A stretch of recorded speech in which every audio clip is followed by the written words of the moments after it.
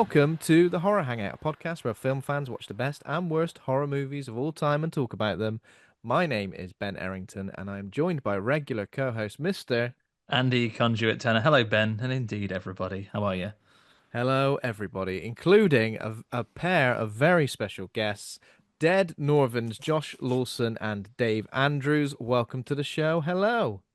Hello. Thank you for Hello, having me. thank you. Hello. How are you guys doing? Are you feeling especially festive or especially evil this this week? Over to Josh. A Over bit, to yeah, a bit Josh. of both actually. Bit of Having both. watched three Christmas horrors back to back yesterday, I'm feeling very festive Oh and, my and God. spooky and evil. Yeah. Oh, A we can trip. guess the one. What are the other two? Well, this was me re-watching actually. So we've got an event coming up, Black Christmas and Tales from the Crypt, just to remind me how good they were, and when I'm kind of Hmm. introducing the films as well on Sunday to actually be able to know what I'm talking about. So So that So is you've done your revision. Happy Horror Days, which is happening on Sunday, isn't it? Do you want to tell our listeners just a little bit about the event? Yeah, that's the one. Yeah. So we're back in Harrogate, which is our hometown, kind of where Dead Northern was founded about 5, 6 years ago. So we're taking over a bar in Harrogate, independent bar called Starling Bar on the 22nd. Starts at 6:30. We're going to be just doing a double feature. So Tales from the Crypt first, then the iconic slasher Black Christmas, and there'll be plenty of independent kind of craft beer, loads of great kind of hand pulled pizzas and stuff like that. So basically, just eat a load of food, drink a load of beer, watch some Christmas horror. Yeah, get in the spirit for Christmas just before And just before we break up. and then at time of recording, obviously time is going to pass between us recording this and putting it out, but you might still have, you say you're just about to hit single figures in how many tickets you've got left. So if you're anywhere near Harrogate and you're going to be there this weekend, if you like horror movies, if you like beer, and who doesn't like either of those things, pop on the Dead Northern website and see if there's any tickets left. Get yourself a massive improvement to your weekend. You're running low on tickets right now, though, aren't you, Josh? Is that right? Yeah, I think when we checked today, we're in the teens now, so I think there's like 15 tickets left, something like Yeah. that. Um, yeah, not too many on this one. It's just a cozy little pop-up that we're doing just in time for Christmas. I'm hoping to do more of these. So me and Dave have been cooking up some kind of events for next year as well. We brought Dave on board. He's kind of been involved in Dead Northern for pretty much since we started, and then we brought him on officially last year as our kind of horror expert, because me and Gareth's kind of horror knowledge is patchy, and we spend all year watching all the new stuff that comes through for the festival. So we brought Dave in because You brought someone in with the history, so we'll turn to you, I guess, Dave. How are you feeling for festive and horrified this week? Festive and horrified. Yeah, feeling evil, I suppose. Festive, not yet, not organised enough yet, but feel a bit better after watching Christmas Evil today. Oh, very Yeah. nice. And I can see for Refreshing. those people who aren't on the video version, Dave is his background is full of lots of classic horror paraphernalia. So I take it, Dave, you're a fan. Lifelong. Amazing. How did you get involved with the guys at Dead Northern then? You understand you got involved just a year ago, but Ye- how did that become an official thing? Well, I've known Gareth since. So Gareth and I used to sort of we met in the Fright Fest originally in about 2005 or 2006 or something. Never saw any films. Just went to the pub all weekend. We just known each other since then, really. We used to talk about the idea of putting on festivals, and Gareth moved away, and him, Josh, and Rick started putting on Dead Northern. Well, I invented Dead Northern, and so I jumped in to help on the first. I think it was the first event in was that 2000, Josh, during lockdown. yeah, Uh, first kind of Dead Northern event. Yeah, over COVID, which was a tough year. that's right. Mm.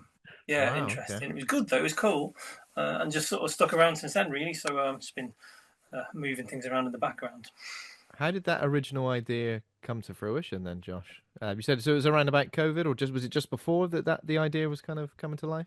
Yeah, so kind of March 2019, me and Gareth worked together on a different festival project, a beer festival, which we kind of both been involved in over the years. And I just happened to be running it that year and working with Gareth quite closely. And had a really successful beer festival, sat down with each other on a sofa after a few pints at the end of it and said, like, we're a good team, what do you want to, what are your interests, what do you want to do together? And oh, I quite like horror films. And Gareth was like, oh yeah, I really like horror films actually, and started telling me about Fright Fest, and I had no idea about horror film festivals or really the film festival circuit at all. And we're like, okay, yeah, let's give this a go. Let's see what happens. So 2019 on Halloween, we did a little pop up in a church in Harrogate, showed a load of classic horror. And we are like, okay, this is great. Yeah, we can do this. And then went and kind of launched Dead Northern, rebranded as Dead Northern, and moved into a bigger venue for 2020. And then COVID struck as we were organizing it all, unfortunately. And we had to kind of work around that and ended up doing kind of like a socially distanced kind of safe cinema in a hotel where we basically everyone rented a sofa for the weekend. So you got your own sofa for 3 days for the entire festival. And that was your own space, and you could just watch your movies and come in as you wanted to, and your food and your drinks were delivered to your seat. And we kind of made the COVID rules work. That's really good. And like, got I think one off the ground. Yeah. Yeah, if you can pull off an event during those kinds of restrictions, I feel like when you're actually dealing with more normal circumstances, it must feel like you've climbed a hill and you're like sort of being able to relax a little bit more. Now all you have to do is worry about getting people there, not having to worry about all those other restrictions as well. What I will say about the event is as well, I tell you what, I've come super on brand today. Nice looking merch as well. Oh, very nice. Love Yeah. it. Lovely merch. You remember who's the designer on your team? Who designs all of your stuff? Yeah, so Gareth's a graphic designer by trade. So yeah, that was kind of his input when we were kind of working on events before Dead Northern. And yeah, I'm an accountant by trade. Oh, I think we've lost Dave. Yeah, I'm an accountant by trade, so I was the numbers and he was the kind of creative on the team. Oh, amazing. Dave has returned. He's not been taken off by deranged Santa for being on the naughty list. No, I just disappeared for a minute. It's good that you and Gareth had that common ground, I guess, Josh. Because if you turned around and said, "I love horror movies," and he went, "Can't stand them," then that could Yes. that could have been it. Yeah, Idea. Really wanted to do, yeah, he really wanted to do a Care Bears related festival every year, and I was dead against it. There's still time yet, There's still time. There's still time. So obviously you mentioned a couple of Christmas horror films there. Do you have a favorite Christmas horror film? Either of you, would you say? No, Is there a number one? Favorite Christmas horror. I think probably Black Christmas or the first step. But again, the reason these two films are on is because we kind of like picked through a bunch of cool stuff, and there was a few like Don't Open Till Christmas is cool, but it's just too sleazy to show in a cinema to a bunch of people. It's an acquired taste, and there are others which is just so terrible that you'd feel guilty showing an audience those films. And I think these two were the kind of ones that jumped out as being some of the classiest of those traditional movies, really. I mean, Tales from the Crypt is only the first episode, which is all through the house. But it's beautiful episode. And one of the spookiest of those segments I think I've seen in any of those movies, really. Tales from the Crypt being probably my favourite one of those portmanteau films. And Black Christmas is the benchmark for everything that came afterwards, really. I mean, Black Christmas influenced so much, notably Halloween and Birds with Crystal Plumage, right? So, yeah, but and also such a disturbing movie. Even now, I think we did. Ben, this will be horrible. It turns out time is going faster than I expect. I'm not sure if it was 1 or 2 years ago that we did original Black Christmas. I think it was only last year. We did the original, but we also lent into the remake a little bit just to. Well, actually, I think both remakes. Both remakes. Yeah. The kind There's of another like one now as well. Mid 2000s and then the 2019, 2018 version as well. Yeah, I don't think anything comes close to the OG, but still, yeah. Also wildly different. Sorry? Also so wildly different as well, those 3 different remakes of them as well. The third one, like the latest remake as well, especially, is, with the exception of it being set on a college campus during Christmas, that is where the similarities end. I'm not sure if you've seen it. Not necessarily going to recommend. I'm not necessarily going to recommend it. I think I noticed there's a 2024 version. Just it's always one of those things that's kind of like just like floating around somewhere in I don't know, micro budget movie land, but I think there's a 2024 version somewhere as well. Okay. Is there? The film that I think never so. stops getting remade. Yeah. That's the true horror. The true horror indeed. Josh, are any of the films we've mentioned your favorite Christmas horror, would you say? I actually think after rewatching Christmas Evil, it might be Christmas Evil at the moment. Oh wow, okay. It's high plaudits already getting that Christmas Evil's getting, isn't it? Yeah, Um, definitely. I a think very it's very different to how I remembered it as well.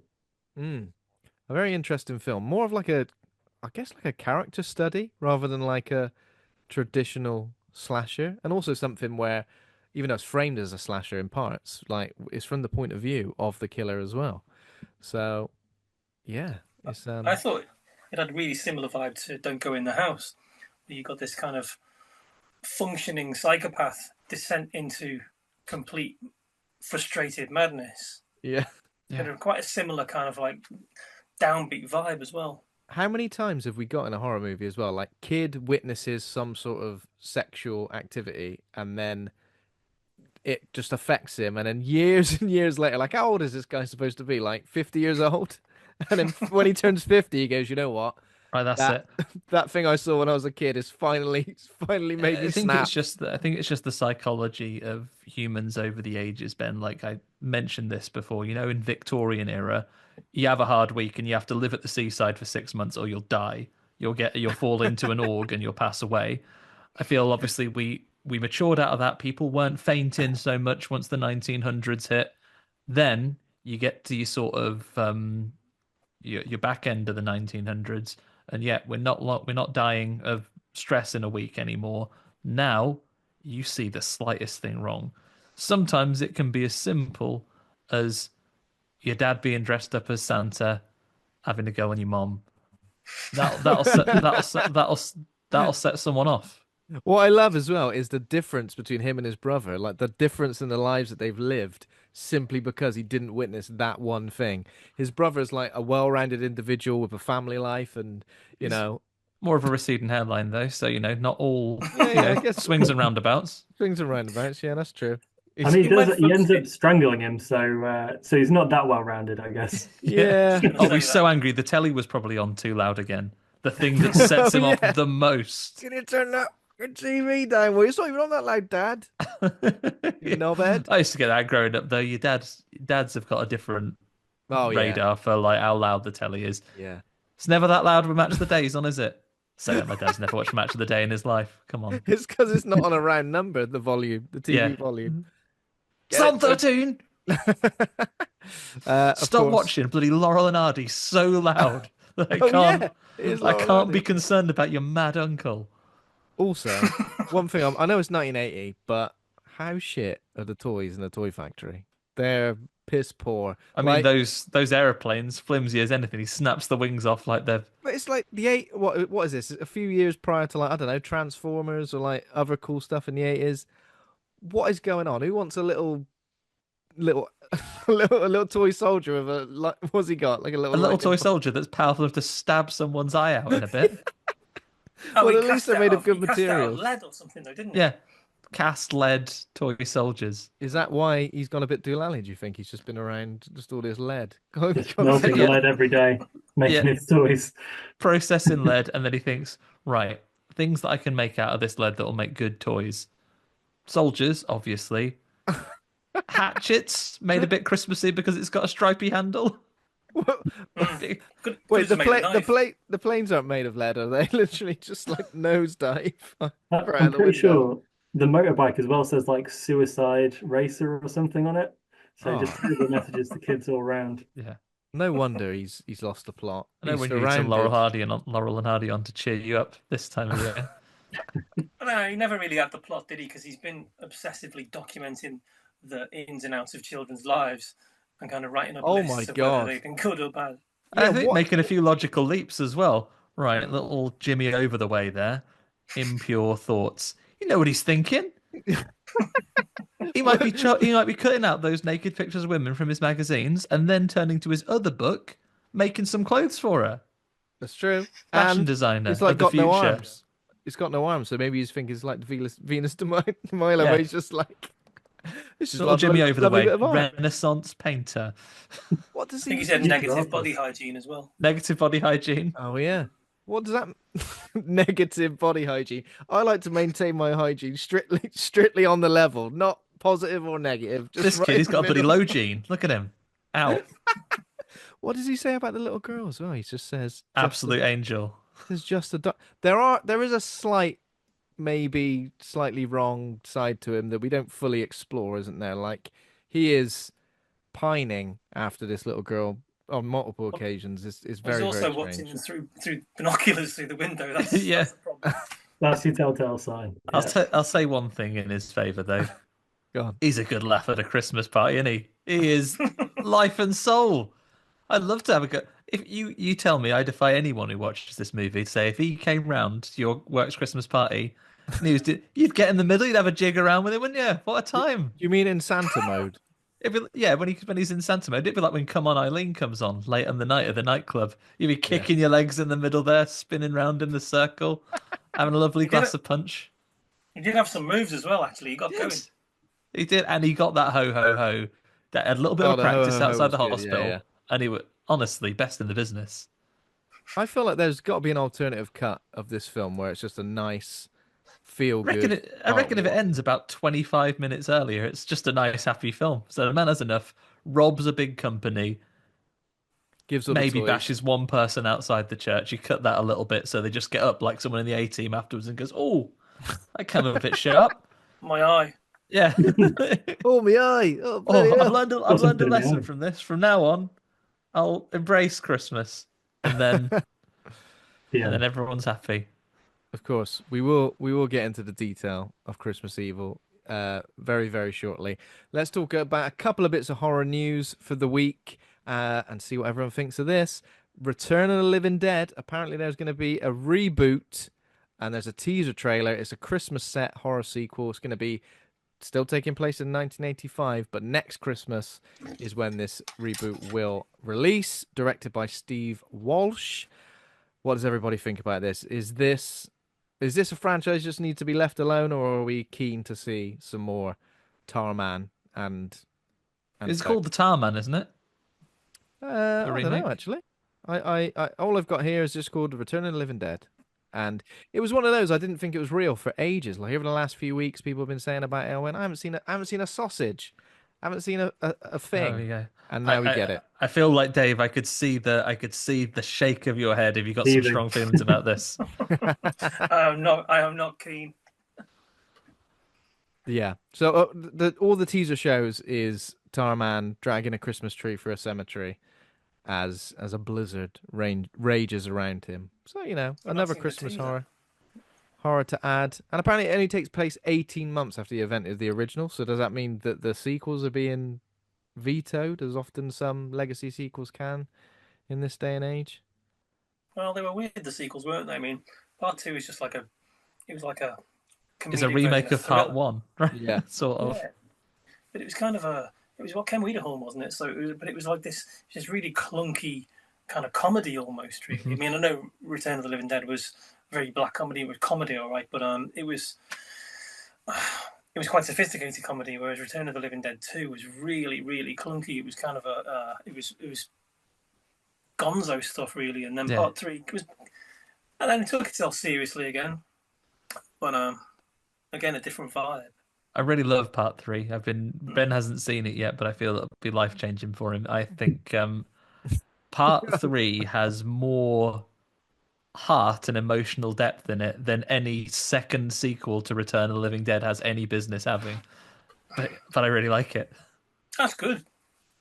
It's a fun film, So, but yeah, and again, it pays off. Yeah. Can't just forget all about part 2.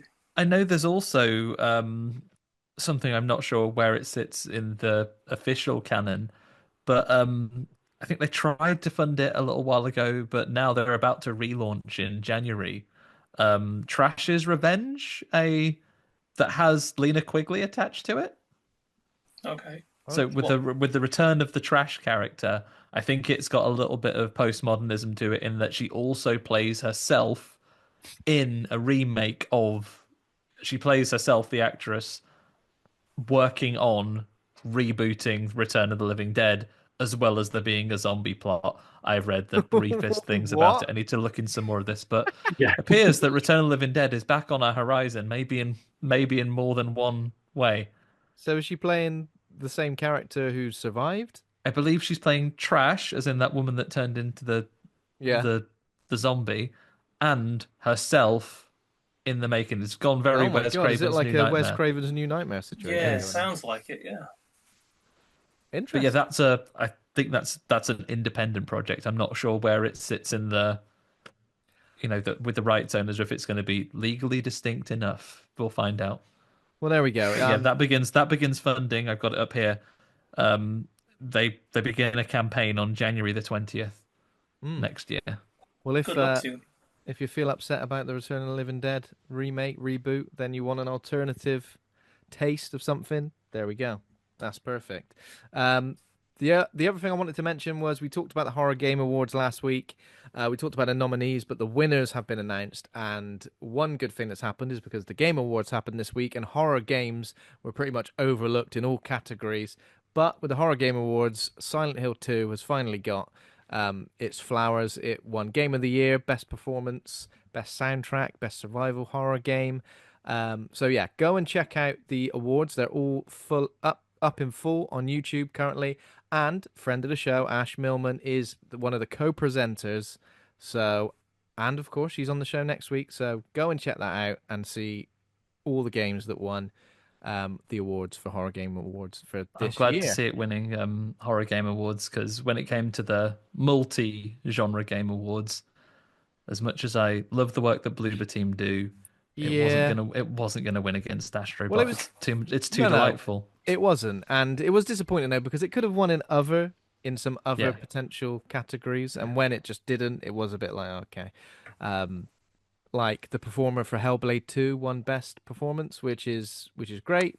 I think it's not a game I've played, but I've heard that's great, and that's got She's horror really good. She's really, vibes, I really guess. good. Yeah. Um. Any more news? Oh, the last piece of news is that we reacted to the 28 years later trailer last week. You guys There seen was- the 28 years later trailer before we get into Ben's vindication? Yeah. Yeah, Yeah. yeah. Do we Excited think for it's it? Cillian Murphy at the end? It's not, is it? They This said is it's what This is what Ben was losing this is what I his want to mind bring about. up. I don't want to bring up, oh, I'm vindicated. Oh, look at me, I'm right. But I'm gonna. Okay, so I said there's no way that's Cillian Murphy. Absolutely not. There's nothing like him. And then a few days later, it said no, it's not. It's this guy. This guy is like a model and clearly very distinctively tall and thin. So yeah, that was it. Do you guys think the film looks any good? Are you fans of the original? I like Yeah. the trailer. I love the original. I love the first. Well, Mm. the 28 Days Later. Absolutely. Yeah, it's cool. It is a great What were trailer you as feeling well. on Weeks? The follow up. Technically, it was awesome. And actually, I thought the speed of the film was good. 28 Days Later, I thought was absolutely awesome until the last 10 minutes. And that really bugged me. But I thought the second one, yeah, then it kicked off. It was just bigger, wasn't it? So with the Yeah. whole helicopters thing and all that, it was just massive. Yeah. But the new one looks interesting actually. I mean, I'd like to see it anyway. This is Danny Boyle, right? So Mm. I And think it's Got Weeks high hopes probably for has this. the best opener of a zombie movie, right? Of all time, probably. Mhm. Which With that one? kind Weeks of- 2 or 1. Two, yeah. Weeks, Yeah, yeah. 2 does, Kind which of is escape by the river kind of scene. yeah. That's in the class. cabin. It's It class. is great. Just gonna leave my wife. What's that? Well, see you Oh. later. She's got that kid now. See you later. I'll be all right. You'll be all right. You'll be fine. But respect those decisions in a zombie apocalypse. You've got to If move only fast. she'd You've got to shouted make after decisions him. fast. That's the way you survive, right? If I turn up later on, don't try and make up with me and kiss me when I'm in hospital. Yeah. See you in about 27 years. I mean, it is a really well edited trailer, isn't it? Like just from the sound design, the audio that they've Yeah. chosen as well. Like it's really, really effective. And I think with classic movie trailer sounds like sub drops and and strings and stuff, like it probably would not be as great, but that inclusion of that poem, it's just great and Spooky, yeah, it's good. it's very, very I spooky. think top casting as well. Like Danny Boyle always does well with his casting, but it just looks like it's going to be a safe movie. Like it's going to be enjoyable. How good it is, I don't know, but it's going to be good. Mm. Oh, absolutely. I am looking forward to it. Looking forward to it. Yeah. That's all I got for news. Andy, have you got anything for news? Nothing else. And actually, tell you what, Ben, little bit of a sting for the news. Updates continue to come in. You will have seen me talk with Annabella Rich about her upcoming film, the the Death of Us, that they're still funding on Indiegogo right now. Obviously, Annabella's in lots of films that we both enjoy. But continuing to back that.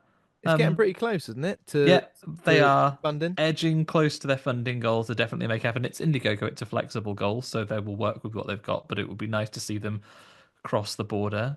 I guess I'm allowed to be supporting this in a official capacity. I'm one of the co-producers now, so I put money where my mouth is. I'm getting behind it. Are you So co-producing this as well? Yeah. That's more than one, isn't it, so far? not for the same people, but yeah, I'm a pretty This patron of the guy. arts, Ben. This guy's supporting the arts. I'm really excited what they did. I think since we had that conversation that Awesome. we did as an interview, they put out some test footage. It's on their YouTube channel now. I'm really impressed with what they're doing with practical effects, and having heard them talk about how bloody they want to make this story. I loved their little tagline that, the horrors of life are not PG, so why should a film be? They're putting things together very nicely for it. So time is coming, and if you are feeling like a lovely festive Santa Claus and want to do some Christmas Evil of your own, go and get behind that. Oh my god, absolutely. And another addition to the IMDb page then, Andy. Yeah. I ain't gonna put that on myself either. Someone else will do that for me. I'll do it for you. Oh, thanks. I'll get on there. Okay. Next section of the show is what we've been watching. Anything we've watched in the last 7 days or so. Horror or horror adjacent you wanted to recommend. I know we've kind of already spoken about some of the Christmas horrors you've watched, guys. But is there anything else recently you've seen, new or old, that you wanted to discuss? Yeah, I mean, I had It's probably going to be my. old for me. What do you say, Dave? Sorry, Josh, you carry on. I was just going to say, obviously, I had my Christmas triple bill yesterday of Christmas Evil, Black Christmas, and Tales of the Crypt. But watched Civil War. Was quite late to the game on Civil War and thought that was really good. Brilliant, yeah, brilliant film. Really cool idea, and amazing cinematography. Yeah, it was one of those ones you just sat down. I was like, wow, it's an amazing film. Really enjoyed it. Wish I'd seen it in the cinema. Yeah, I Heard didn't so see many it. good things. I didn't see it at the cinema either, Josh. But yeah, it's one of my favorites. Probably like one of my favorites of the year, I'd say. And I guess linked to 28 years as well of Alex Garland. So Yeah, still need to catch up on Civil War. And Josh, I must also commend you for the great restraint that will have taken not to go. I can't believe Iron Man and Captain America have fallen out at the end as well. That is absolute wonderful restraint. Thank you so much. He knew all along that bloody Bucky was involved. Bastard. Yeah, we're far more highbrow on this show than that. Don't talk Marvel. Don't talk Marvel. Just don't. Unless it's Blade. Just bloody don't. Unless it's Blade. We've done Blade on this show. We have a while ago. I'd like to do another one. You know what? Bloody make another one then. Get on with it. Say, Dave, anything else from you? Anything else that has been tickling your fancy recently? Some 1986 films, Breeders, Necropolis, and also some mad film. I think it was 1989 called Barracuda. That was quite fun. What else did I watch the other day? Mark of the Devil. Oh, lovely. Any of those that you would particularly recommend to anyone? Breeders, 100%. Breeders. I've not seen Breeders. I'm writing it down as we speak. Breeders, 1986 movie? That's right, yeah. Ah. I definitely recognise that poster, but I've not seen it. I feel like the name rings a bell that I've definitely maybe seen a cover in a video shop somewhere. Yeah, you would have seen it. It's like the same kind of things, like Creepazoids and all that kind of stuff. Mutant Hunt, same director as Mutant Hunt and Necropolis. Don't expect class, but it's awesome. A lack of class is absolutely fine by us. Tim Kincaid, is that how you know? Kincaid, that's right, yeah. Kincaid, okay, Kincaid. Yeah, I've definitely seen that poster before. Sort of like body horror, sci-fi. Is that kind of what the vibes are with that? It's Ed French did the effects. So if you like Ed French effects movies, like Sleepaway Camp, and he did a bit of Nightmares in the Damaged Brain, bits and pieces, so he kind of jumped in on a lot of crews. He did that stuff, lots of low budget stuff, but really awesome effects. And he was in it as well. Wow. It's very, very low budget. It's it's pure schlock, but it's pure awesome. Highly Sounds recommend. Definitely, sounds great. definitely love schlock. I've chucked them on my watch list Get them on while the we were list. chatting. It's ready to Um, go. Film How that about you, Ben? I watched, Andy, is a film that you've seen before, Anna and the Apocalypse, directed by John McPhail, who's been on the show before discussing his movie Dear David. You were nodding then, Josh. You a fan of this one? I've picked up a copy of this. It's Yeah. somewhere in the house. So I'm looking forward to watching that this Yeah, Christmas. so I know we've discussed it on the show before, Andy, but a Christmas themed zombie apocalypse musical. Now, on the surface, I'm a bit like, you know what? I don't know if I'm going to like that very much, but it's got like a certain British charm to it that makes it kind of just work. And there's plenty of faces where you're like, I know that guy from Yeah. something, and I know her from something else. And the songs, even though Pretty usually good. when people start singing in films like this, I go, oh, give it a rest. But the songs in this, do you know what? Pretty good. Pretty Yeah. good. And they'll probably get in your head as well, like little earworms. So I'm all over it. I think they do a very nice job. I think what really sells it for me is the setting. Then putting it in Scotland, I think it just gives it that certain character, that attitude that really carries it through. yeah, yeah, definitely. And the performances are really good. As I said, the songs are good. And Paul Kay in particular being the most dastardly villain imaginable and does a great job, as he does in everything he's in. So, So there you go. yeah. Is that accelerated it up your watch list now, Josh? You say you've just got a copy, so Yeah, I think I'm in the festive kind of horror spirit now as well, so I might stick that on this weekend. Oh, it's yeah, it's a lot of fun. yeah. It might Did it be do Fright in Fest, Dave? I can't remember. No, I saw it in Abattoir actually when it was screened up there. It was probably what 2016, 2017 or something Mm. Hmm. thereabouts. Yeah, fun film. I don't remember all that much about it actually, but I remember enjoying it. Yeah. I was pleasantly surprised, to be fair, because I was a bit like, don't know if it's going to be up my street, but yeah, I enjoyed it. I feel the Uh, opening shot you get like oh my goodness, is this something I've switched on like BBC Three that didn't get much funding? And then I think it hits and its character yeah. really comes through from There's there, and it goes quite well. there's a scene in it that's reminiscent of Zack Snyder's Dawn of the Dead when is it Sarah Polly comes out of her house and literally witnesses the carnage happening in her street in front of her. There's a scene reminiscent of that, but where the main character is oblivious to everything happening. I guess it's a play on like Shaun of the Dead when he walks to the shops as well, you know, when he's oblivious. It's a play on that, but there's far much more happening in the background. It's just constant carnage. Yeah, and I don't even know what the budget could have been for this, but like it's really well done. Like the effects, the zombie effects are great. Um, yeah, it's a good one. I enjoyed it. Anything for you, Andy, this week? Uh, just one. I know we recorded a little bit later in the week this week, so all I've had chance to do horror wise is, I mean, Christmas wise, I did sit down with my wife and watch Hot Frosty yesterday, which is horrifying in a completely different sense. Wait, what's it called? Hot Frosty, it's Netflix's big push for Christmas this Oh, year. Jesus Christ! It's about where Look at the torso on this guy. there's loads of snowmen, and she puts a scarf on a particularly sexy snowman, and he comes to life. But he's not sexy at all, and he is physically attractive. That's not his value. He's very sweet, and he brings a community together. So, in many ways, it's a bit of a Christmas miracle because, by all normal metrics of why I should like a film, nothing to appeal, should be terrible, is bad. Hot My, Frosty. in fact, even though my wife who suggested you watch it, she said about 20 minutes in, I'm not sure I can withstand this. And then the comedy picks up. Joe Trulio is in it, and you know the comedy really picks up. And you know what? It's like I say, objectively bad, but much like the titular Hot Frosty, can't bring myself to be angry with him. Like This- is it like a sexy version of Jack Frost? Is that what we're saying? it's not. It's not like I say. He is physically attractive, but it's not a sexy movie. He doesn't go around going, "Here, ain't I sexy?" And like things like that. There are loads of women that are thirsting after him and getting him to do little odd jobs around the house, but he just does nice jobs because he Well, likes being nice to people. There's a photo of him here. Decorates the school. There's a photo of him here with his shirt off, like doing some odd jobs, but it's clearly been snowing. Like, who's he think he is? He's a snowman.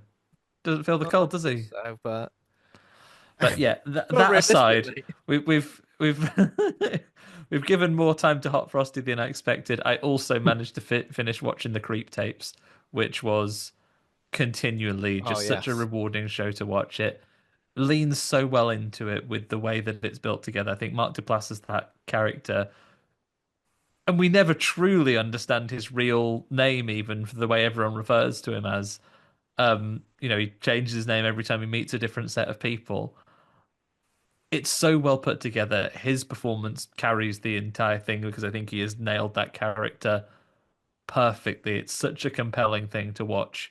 And for me, I think some of the best work that gets done in horror is when the scares or the revelations that you get in here or the kills, they almost hit like punchlines, and the timing on these things is just spot on for me time after time, and the setup was perfect, and you realize what's been set up the moment before the victim of the murder does.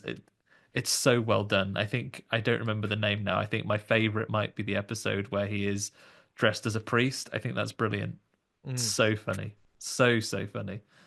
I think I've only got one more to go.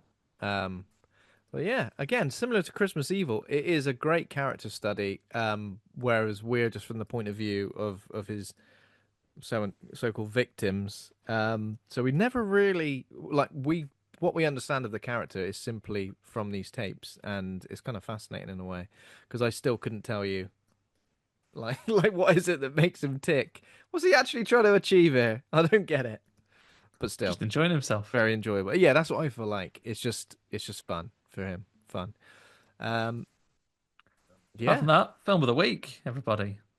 yes, indeed. Apart from that, the film of the week, which is Christmas Evil, which was originally titled "You Better Watch Out." On your version of the film, did it come up with the title card "You Better Watch Out" or Christmas Evil? Christmas Evil on I mine. think I Christmas had Evil for Christmas me. Evil, yeah. You said "Better Watch Out" on mine, and as I mentioned Oh, already, I watched it on NYX TV. So they're doing like 12. I can't remember what they've called it, but it's something like 12 days of. I don't want to say 12 days of creepmas. That sounds too obvious, but maybe it is that. Yeah, the title card was "You Better Watch Out," so that was pretty exciting. It was also known as Terror in Toyland. It's a 1980 American slasher film written and directed by Lewis Jackson, starring Brandon Maggart. Plot follows a deranged man obsessed with Santa Claus who eventually goes on a murderous rampage dressed in a Santa Claus suit, which is pretty much it. What have we got? IMDb 5.5 out of 10 uh on IMDb. Said that twice. Rotten Tomatoes 57% audience score, 36% critic score.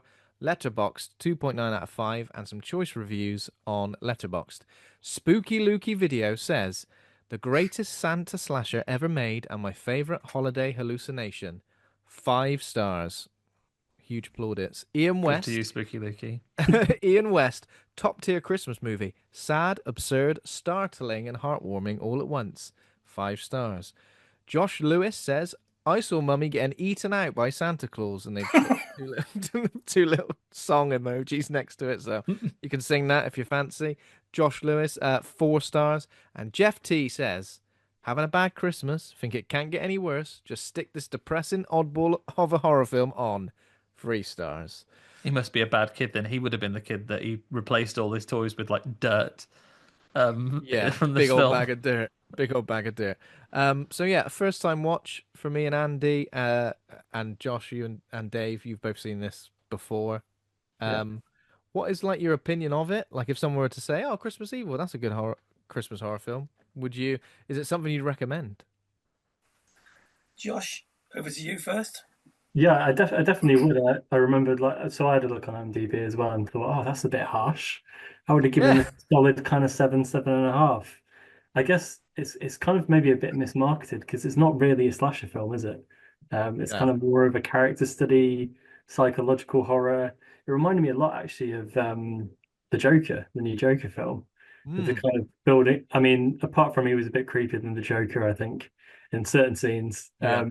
Kind of building him like an anti-hero, kind of anti-capitalism, anti the commercialization of Christmas. Like they're the real Christmas evil is the corporation that he's working for type thing.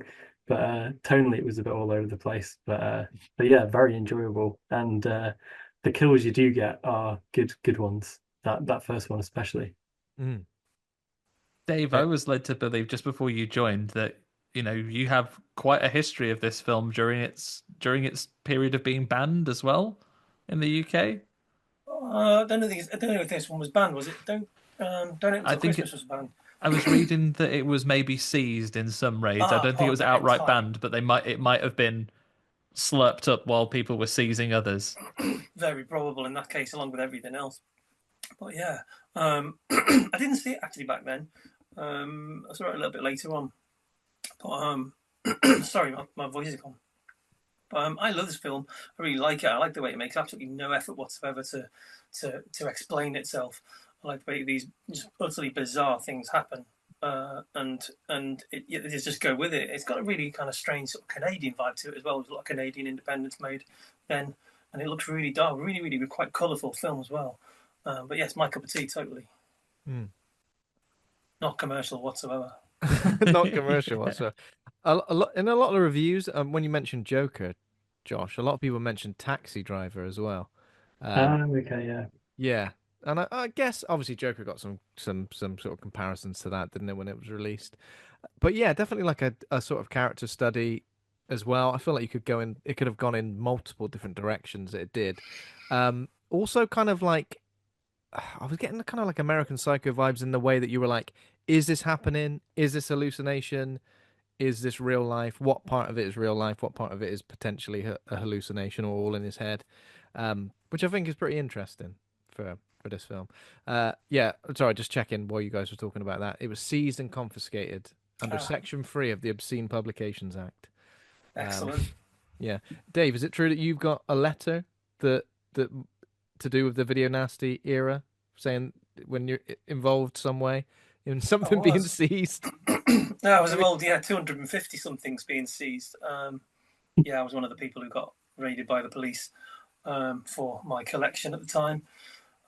So yeah, got questioned by the cops a few times in trading standards and all of that stuff. And yeah, they took about 250 tapes away in bags, and then I had to go and speak to them and justify everything. And they were raiding a bunch of different people for tape trading at the time. So I don't know if you know how it went, but the way it used to go, obviously before everything was digital, was literally like things on VHS. You trade tapes, and you get in touch and you have lists. I've still got some of the lists actually, which are really cool to read because they've got things like Rosemary's Killer uncut and all handwritten lists. Unfortunately, at the top of most of the list was somebody's name and address. And so basically, whenever anyone got raided, the cops just picked up all the lists and then went knocking on their door. So yeah. No, wait. Did you get it? Did you get those tapes back? No. Ah. Heartbreaking. Well, I did, but not from the police. Yeah, so there's some retired police detectives now that have got wonderful horror collections. Yeah, absolutely unbelievable. Yeah, for sure. Yeah, interesting times, certainly. Yeah. Did you say they took the whole lot as well, Dave? So it wasn't just like your horror collection. They just literally just took everything away from you.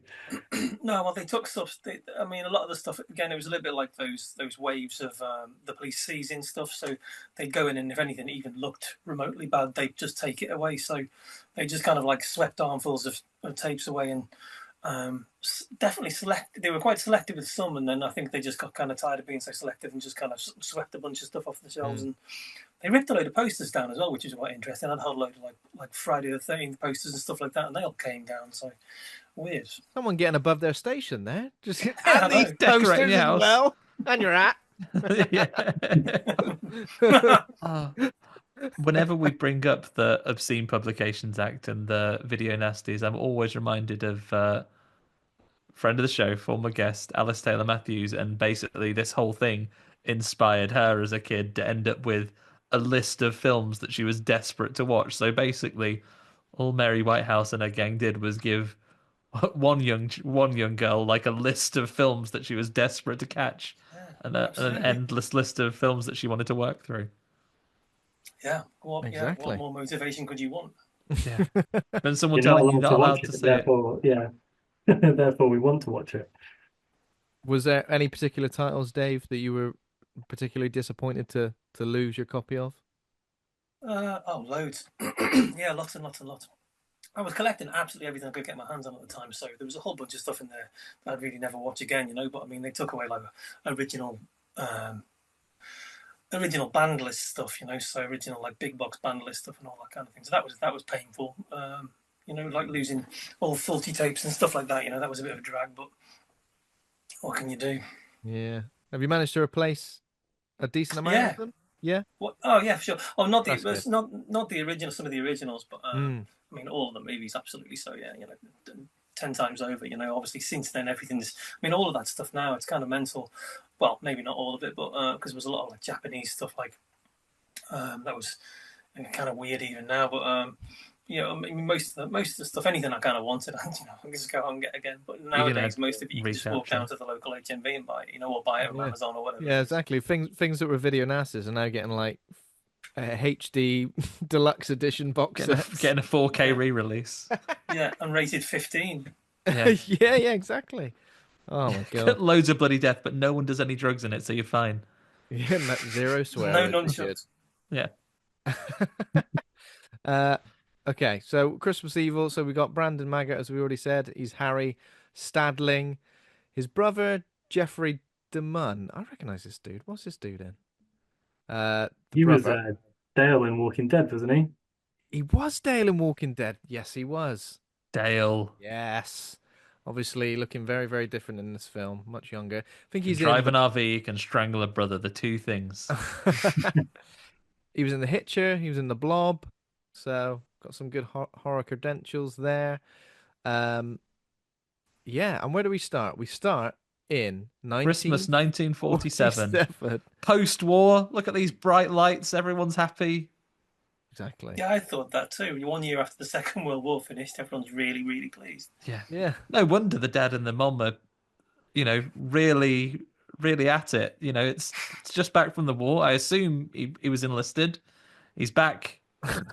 He's back at home. He's glad to be back. He's I can't wait to get home. Really got a lust for life, amongst other things. To be fair, at least they wait till the kids go to bed. So this is all absolutely And fine. he's put on a good show for that. He's come down the chimney on Christmas How's he Eve. done that? That's a health and safety matter. When you've been through the wars, when you've been through the horrors of the Pacific campaign, Ben, popping down the chimney's nothing. Well, tell that to Harry for a little bit later. He has an Well, absolute... he lives in softer times. He has an absolute beast. He didn't need all that lean muscle that you needed in the 1940s. To be fair, Harry trying to get down the chimney is exactly how I know it would go if I tried to do it. It would just bloody hell! I've gone too far now. I'm stuck. And just give up. Just give up. Yeah. Just give up. Stay out there. Fall down. Or I go down head first. Yeah, and then get stuck that way. Start that way and then someone to light a fire. So he comes down the chimney. Am I right he in dished out the assuming- presents. I love his little wink that's to the right, kids. yeah. Ever It's so kind of good. like Harry recreates that. Are we right in thinking that Harry takes through adolescence into his adulthood the idea that is Santa? No, he later blames his brother towards the end of the film because basically, I think it's a combination of the two things, like the Joker and his poison in 1989's Batman. It's the perfect combination of things that gives the ill effect, right? So he sees the Santa bringing presents, comes back out and sees Santa motting out his mom, and he, he rushes back to bed. Why did you use that word so casually? And it's not even that, is it? It's just language, Ben. Yeah, but he's just giving her a little stroke on the old leg, and he's just nuzzling a lingerie, of course. Yeah. So he doesn't get the beard down, does he? And go, right, that's it. Here we go. I mean, the fashion at the time, Ben. Yeah. But he goes back to bed, and then his brother, who is only 6 at the time, this is part of the conversation. An argument about this prompts a strangling later. But his brother, who's 6 at the time, goes, "Ain't Santa, is it? That's just Dad."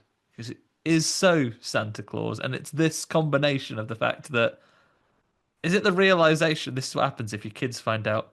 Hang on, if any kids are listening, do skip forward 30 seconds now. When he points out that Santa isn't real. If you find out Santa's not real too early in your life, you can change a person. This is what happens to him here. Have you ever seen Santa and my dad in the same room? Ever? That's what I'd say if I was him.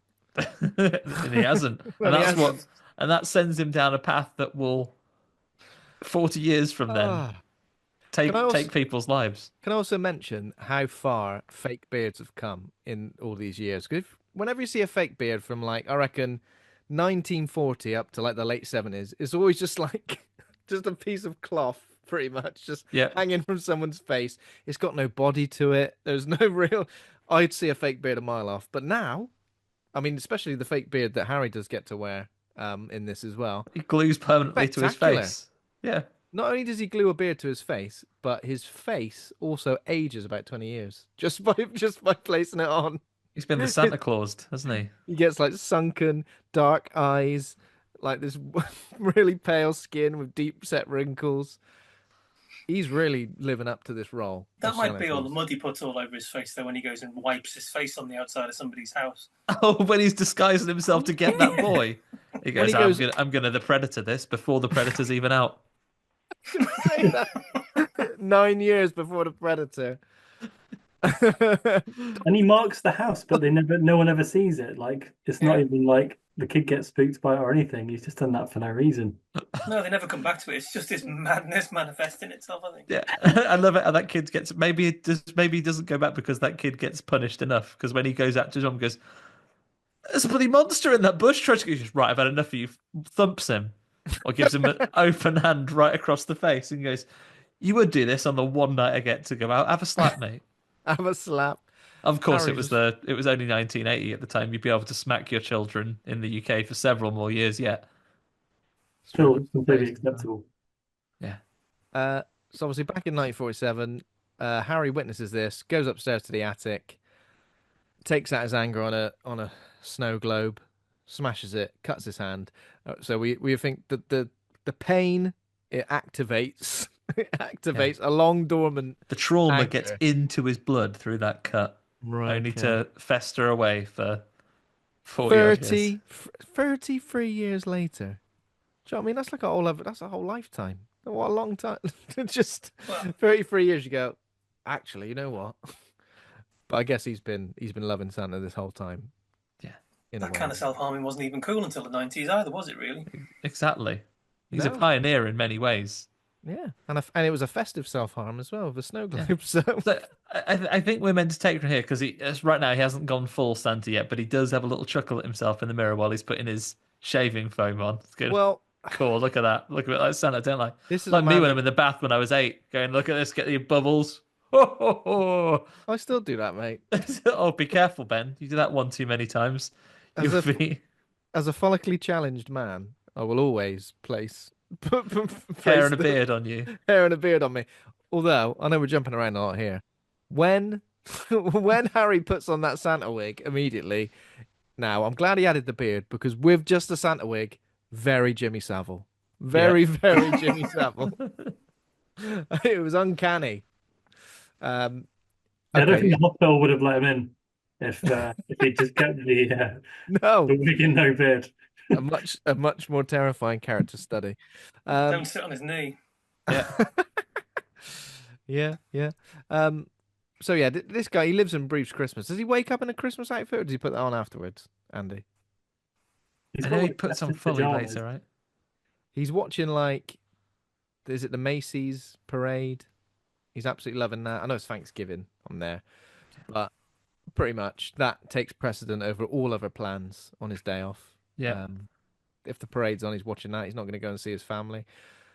Christmas paraphernalia and toys and stuff around the house as well. He loves Christmas. He always, I think at this point, he's not done a murder yet, but he is obsessed with being like the modern personification of Santa Claus because he is, he's, I've got to get out, make my list, check it twice, and he's getting his old binoculars out to watch the neighborhood kids. Thankfully, all of them are exhibiting their good or bad behaviors next to unshaded open windows, and they all live directly opposite him. So he's able to go up on the roof and go, right, let's have a look here. You cutting pictures negative out hygiene. You negative hygiene. You impure thoughts based on the fact that you're doing collages of women from naked magazines. But it's 1980. Like pornography is. You find it in bushes then, don't you, Ben? That's that era. Find it in bushes. You had to use your bloody memory. You just had to go. Sit there and remember. That was good. Sit there and remember. Like, have some respect. He's making the most of a bad situation. This kid. This kid could have been trying to be a Blue Peter presenter. That's the only media he had. But no, he How does is. he know kids have got like negative hygiene as well? Is he sniffing them as they walk by? Yeah, he smells them. Wow. And for Either that or some like because it reason, was 1980s, there's one kid that's literally like Pigpen. He's in like a cloud of dust the whole time. Flies going around him. and then of course, very odd is the way he describes the little girl who's just taking care of her dolly. Just says in his book a whole page dedicated to just a darling. I feel like if you find this book, there's a lot of evidence there to potentially. You've been watching kids? No. Let's have a look at your book then. Oh God. In many ways, that would prove that he wasn't a wrong un. As long as they didn't see that page. No, yeah, I have been watching kids. Look at this list. I clearly don't like them. Every page of this book is slagging them all off. But he This had a kid. good book as well. Which one would be like, which Yeah. one's going to be worse, the good kids or the bad kids? Yeah, if you want, I think if he is a character, he wants the police to see the bad book, and it was like, no, look, all these things I've been writing about kids, horrible, stinks, mean, swears. I mean, it is just a bit weird. Whichever way you look at it, it's just a bit weird. But he hasn't got time to be doing that all day, though. He's got to get to work in the toy factory. Yeah, so he works in a toy factory called Jolly Dreams. And it says here in the Wikipedia description where his colleagues consider him a schmuck.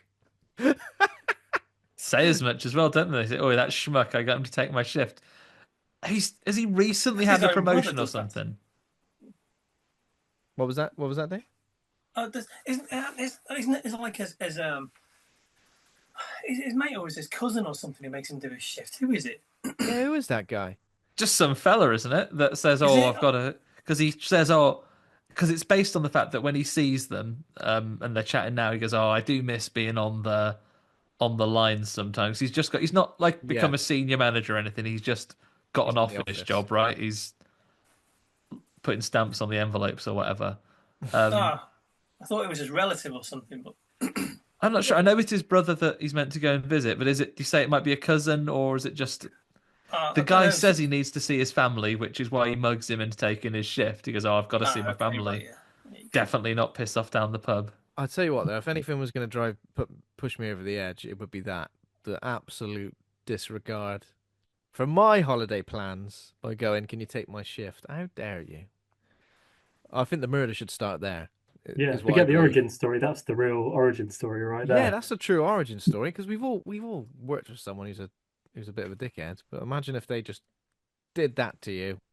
Simply just not do it. When you said you just get right, okay, because that guy sort of hangs up before he has a chance to protest. Just don't turn up, because then also you've got the thing on your side. You'd say when the boss comes in, say, since when do I work on the line anymore? Fuckers, lying. But he does it because the guy says, "Oh, I've got to see the family." He does a lot of watching people in windows, and I guess that's like he's the ultimate outsider, isn't he? He's not got a life and a family of his own, so he does a lot of staring into windows, and maybe not wishing that he had that life, but just it's kind of alien to him, isn't it? See if they've been naughty or nice, really. He's Sort of never been naughty or interesting. nice.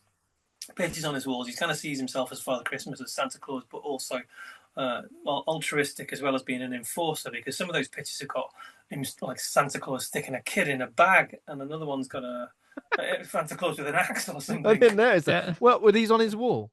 Yeah, Oh, they were. Has he You've got not his got any of them on classic your wall, have you, Dave? Krampus birch rods? Sticking a kid in a bag. yeah. He's got the kid with both hands, and the kid's upside down, and he's putting him in a bag. I think. Yeah. I mean, Dave, you Fair could enough. do that for Christmas. You could just get some little paper cut out Santa hats and put them on all the characters in the back. What them? Yeah. Evil Dead, there's Ash with his Christmas hat on. Might do that. That Chief Deadite's got a little pair of elf ears. How quaint. George Eastman would suit it. Yeah. Put some on the zombies poster at the top there. Put some little antlers on that fella at the front. What a time. So Harry goes home in anger and like breaks one of his little doll's house figures, doesn't he? Yeah. He's Is this having after he sees the guy in the pub, right? So Yeah, he's done this guy's shift and he sees him down the boozer, literally calling him like in a soap opera where someone's always standing behind you when you're slagging him off. Literally, the moment he looks at us when he goes, and then I told that knobhead to do my shift. Whee! Everyone cheers. What I are the guess, chances? Mike, you've been here for 45 minutes. Have you not mentioned that before? Yeah, getting tanked right up. And this is when Harry goes into a slight depression, I guess, and he cancels Thanksgiving dinner with his brother and his family the next day. Decides to stay in and watch the Macy's parade.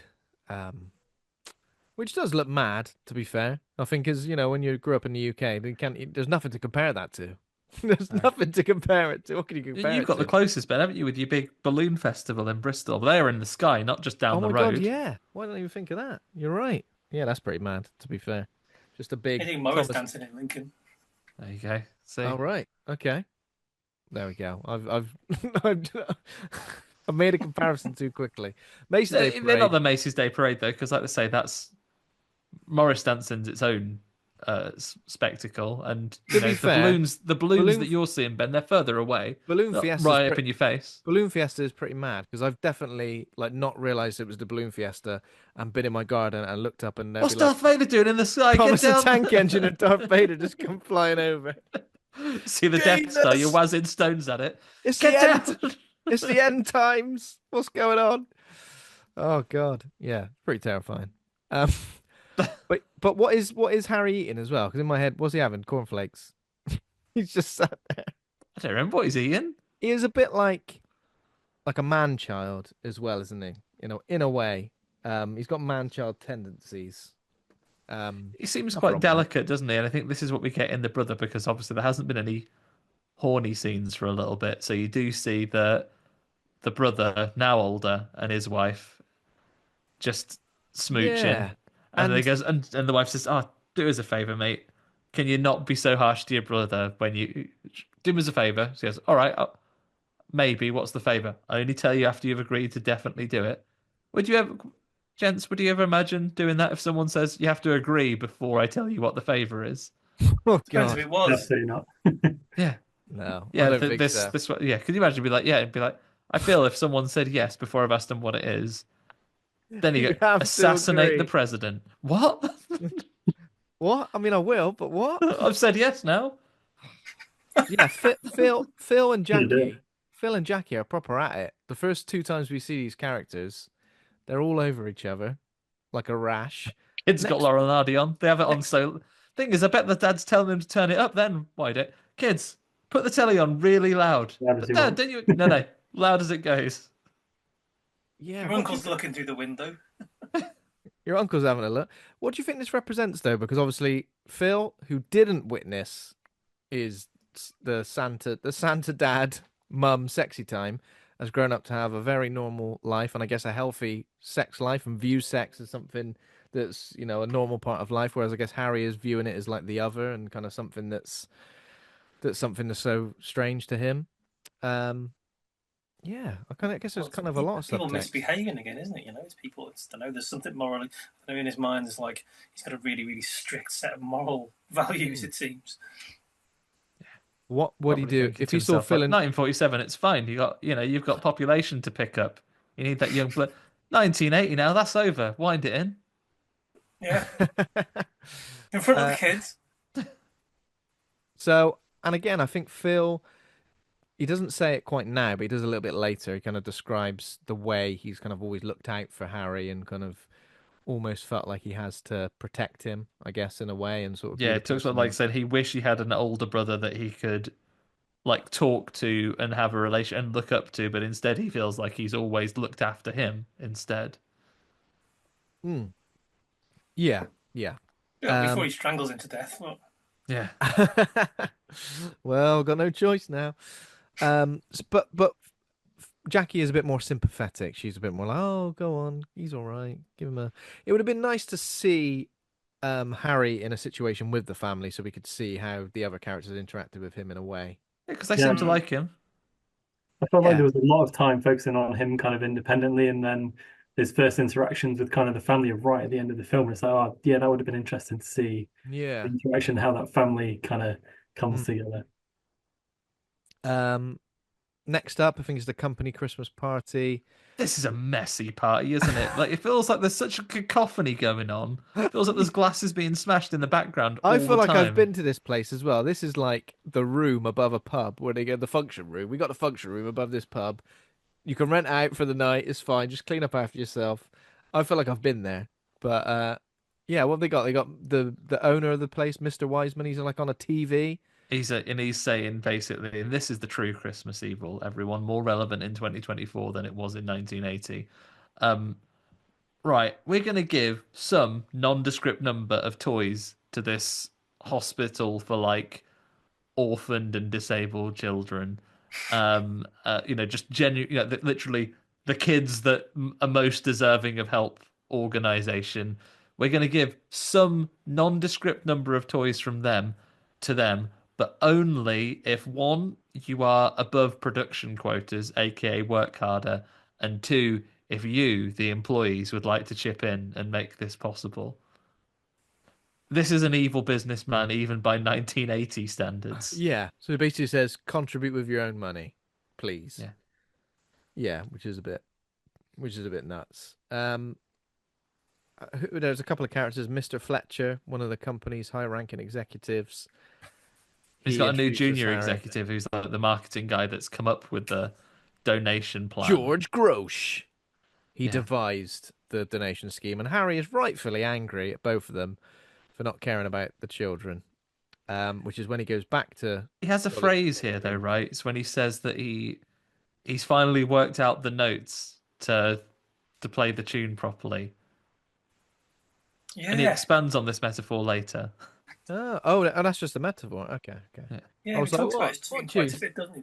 You Yeah. never really gets to the point with that whole thing about writing Yeah. the words and writing the notes to his tune. Yeah, it's so abstract for the most of the film. He sort of explains it towards the end, but basically he's finally worked out the tune to make everyone dance to what. My assumption from this is that by re-embodying the spirit of Santa Claus as a reason that the good people get rewards and bad people actually get punished, he has reinvigorated a tune that actually attunes people's morals correctly. So really admirable, many ways his work here. But I mean, yeah, there's not much that he does that's actually evil. And I guess like is the title supposed to relate to, this corporation or these people here rather than him? I know he kills people eventually, but sometimes but get it like coming. it's not and out evil, is it? These acts. I think it was a catchy title to sell the movie, really. Yeah, And Yeah. and it works, and it Yeah. works definitely. So yeah, he goes to the factory, he steals some toys, and he fills some empty-looking Jack in the Boxes, some empty looking Jack. And what does he do? He gets some bags of dirt as well and fills sacks them. them, and then he gets some bags of dirt to give to naughty kids. And then this is where we have the first non-murder when he goes round to a. I didn't recognize this kid. Is he just one of the rotten kids from the street, and he gives him bag I of think rubbish? he's the one with the porno mags and the bad hygiene, isn't he? That's it. Oh, That filthy little he's oik, got and he enough goes, going right, on. mate. This kid's got enough going on. He don't need. Because he asks him for a subscription to Playboy. Remember when the he's Yes. walking by, and all the kids are saying, what have you wished for today? And the little kid says he wants a subscription to Playboy magazine. He's fallen for the advertising. Those coupons in there saying, "Ask your news agent to save you a copy." I just love the articles. All right, I love the well-written articles throughout. I could take or leave the nudity. Take or leave it. Short stories. All the short stories. Exactly. There were some great short stories. I want a little. I want a little thing that I can peel off and smell to see if I want this new cologne. See what the new Tommy Hilfiger's like. Lovely. So yeah, what does he do? He presses his dirty face against the window, Yeah, hides in the bush, and spooks the kid who gets a slap for what does he do complaining to the about kid? it. Does he kind of just go whoa? Yeah, Like, reaches out to him in a creepy way. Yeah, doesn't quite catch him. Let's just boogies him, and he goes, "Oh, I guess Mum, that's Yeah. pretty ghouly in that thing." So look, kid, for me to not be able to see a man hide in that bush, he'd have to have his face covered in mud, and I don't think any sound-minded person would do that. Have a slap for lying. Have a slap across the face. I don't even really think he actually he put the mud on his face and his hands to disguise himself or to camouflage himself. I think he just did it because it was a weird thing to do, to press his face on the wall with both of his hands. Yeah, like his intrusive thoughts are winning. Like, Yeah. sometimes we have these thoughts, but you go, "Well, I can't do that. I'm in Asda. I'm trying to be a functioning member of society." But this is all gone. It's all Sometimes out the window for him. I am just going to press my face covered in mud against this wall. Well, that turned out exactly as I imagined it. What's next? Yeah. So what's that? Does he bring some toys to his nephews as well? He puts some toys in for them at some point. Does he do that? He does. He Oh puts some yeah, toys in someone's house. Maybe yes, it's one of the other kids. I'm not sure if it's his nephews or yeah. So I just think some other kids. this is when he gets full on Santed. So Yeah, this is when he's properly glued the beard on. Really disturbing scene, right? He puts like some super glue on his face, and then like looks himself in the mirror, and then he does like a like tries to pull it off as hard as he can. tries to yank it. He tries to yank it off before he's let it dry. I'd love some glue that strong in the year 2024. Yeah. Um. Yeah, it's pretty. So Jimmy Savile wig, big old beard, and his face goes. Does he make up his face, or is that just like part of the look? I guess that this film's going for. Because Yeah, he becomes more dishevelled over yeah, the he end of the just film. he just looked like he hasn't had a kip. He looks like Santa Claus after Christmas night because Yeah, he. he does sleep in his van that time, doesn't he? I do Yeah, he hasn't enjoy had a shower for a few days. He's covered himself in mud. He's attacked a few people, I think, by then anyway. Yeah, the kids say towards the end that your suit bloody stinks, mate. I do. So obviously the suit he makes as well. It's got like fur, which is kind of like quite a dark fur, and obviously this becomes something that people use to identify him later on. He kind of like pads himself out as well. Like he pads out his, I don't know, his Yeah, I legs, forgot about that. He does. which is kind of weird because I've never looked at a Santa, a man dressed as Santa and go, Santa's legs are way bigger than that. What are you on about? Or better pad him out then, I suppose, because he doesn't seem to like. Does he give himself like a belly as well? I guess Santa in belly? many ways, yeah, because he Yeah. wobbles it when he laughs. In many ways, it's a great That's disguise, yeah, right? he does. Imagine, Ben, if you dressed yourself as Santa, Yeah. like proper glued on beard, big wig, padded yourself out of that. I Okay. reckon you Okay. could bash someone outside a church, and if you got away, they wouldn't recognize you. No. No one Not would with the say, beard glued on. Because I Some of feel those like he Santas is. in the lineup weren't yeah, making it, though, were they? There was two No. lineups of Santas, and they weren't making it. no, No. Because he does look completely different. Like almost, I would say, like unrecognizable when he is Santa. Looks like a completely different guy. Um, I think he's Probably is a Santa. completely different guy. And actually, yeah. the cutting out your legs is kind of genius because you wouldn't just have like a huge belly. He's really thought this through. He definitely has. I've gone in too early on him there. I've slated him. Sorry, Harry. This is a man that spent 37 years thinking about being a Santa. Yeah. I wonder how close he's came in like previous years. I wonder how long he's been doing this. How long he's been keeping the naughty and nice books. Is it a lifetime There are hobby? several kids that have aged out of this naughty and nice era. Yeah. I thought he was quite convincing. Well, it says he enters a fugue state that has him convinced he is Santa Claus. Yeah, I think he's gone dissociative. He's no longer his normal self. As far as he's concerned, he's Santa. And you see when he's driving the van. I'm not sure whether he's just got a really long tape of sleigh bells or whether he's imagining that and we're to take that he is. Whenever he's driving the van, instead of an engine sound, we hear like a Yeah, like it's got to be in his head, right? yeah. Yeah, That because I stuff. was wondering if the opening scene in 1947, which is right behind you now, was in his head as well. I was wondering if that's kind of like basically just imagine that whole thing. That's kind of how he saw life at the time, you know? Yeah. Oh, And like he the imagines vivid colours that we get. It's like the brightest part of the film, right? especially Yeah, with and his it's dad just going kind up of the chimney. Like he sees obviously everything that as a wasn't fantasy. reality. Yeah, Yeah. everything is just some kind of like bizarre romantic fantasy in his head, and anything that comes along and ruins that, like, just not working.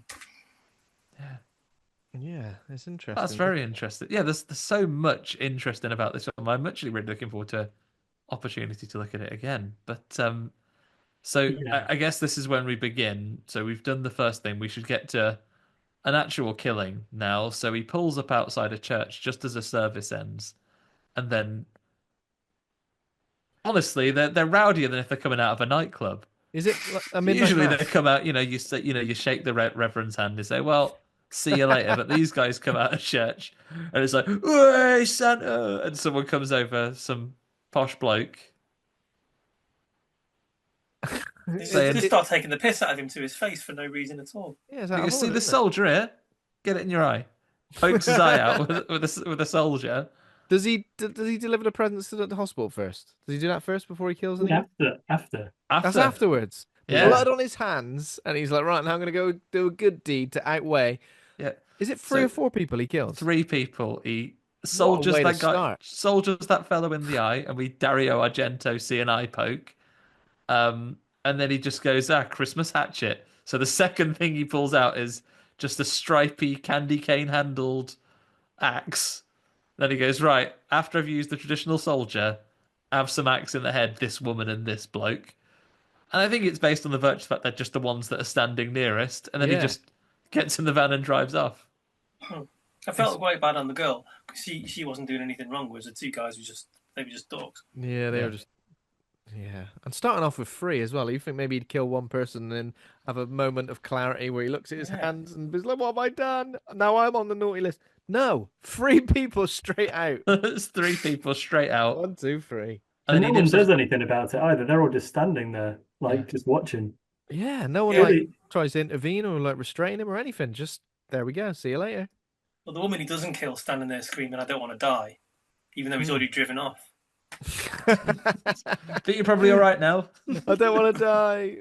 You're fine. You're fine. Um, He spared you. I was worried that the not worried, you would have served him right as well. The security guard at the hospital was going to get it because he rings the bell, Oh, the yeah. deliveries bell at the hospital, and then a man comes out and goes, "What are you doing ringing the deliveries bell? Trying to do a delivery? Are you dressed as Santa on Christmas Eve?" What time is it supposed to be there? So I'm assuming there was midnight mass where he murdered those people.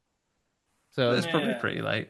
post midnight, but then there's like little kids at the Christmas party as well. They're way past their bedtime. What licensing laws existed in 1980 then? Christmas The security parties in guard full pulls a swing. gun on him as well. The guy pulls a gun on him outside the building, doesn't he? Oh Yeah. Yes. What's this? Ringing the bell to speak to me in a professional capacity? That's suspicious. See this gun? There's always like an absolutely ancient security guard as well. Yeah, the crypt keeper comes out and sees if he.